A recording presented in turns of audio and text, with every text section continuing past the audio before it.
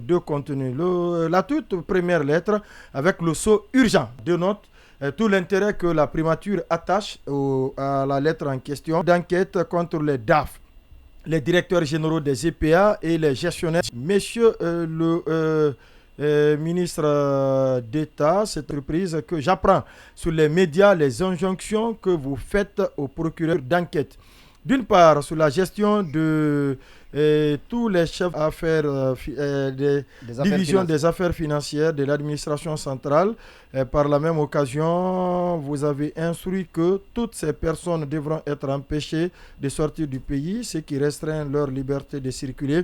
Je voudrais d'abord attirer votre attention sur le fait que les DAF exécutent les budgets sur ordre des ministres qui sont les ordonnateurs des 10 budgets, et il en est de même pour les directeurs généraux des EPA qui, bien qu'autonomes, signent conjointement avec les SAF et leur organisme. Aussi, en toute logique, toute procédure engagée contre les DAF de ces entités devra s'étendre aux actes posés par les ordonnateurs. La procédure que vous engagez me semble donc incomplète. En outre, il est à craindre que l'État ne puisse disposer ni des moyens financiers ni des ressources humaines pour mener des enquêtes d'une si grande ampleur. À ce propos, je voudrais rappeler que depuis septembre 2021, des instructions ont été données pour traiter la situation des comptes gelés des anciens hauts fonctionnaires. Bon, c'est long.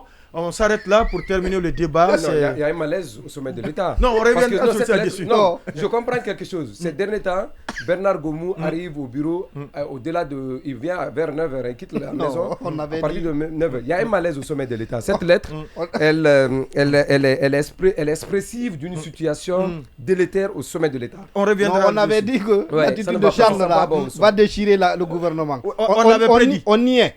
On y est là. Non, on va garder. C'est terminé. Ça sent pas. Non, il y a une autre lettre plus classique qu'on va garder je pour rejoins un peu Malouane par rapport à ce qu'il dit, qu'il y a un malaise au sein de l'État, parce que Charles Oura est nommé tout récemment ministre d'État.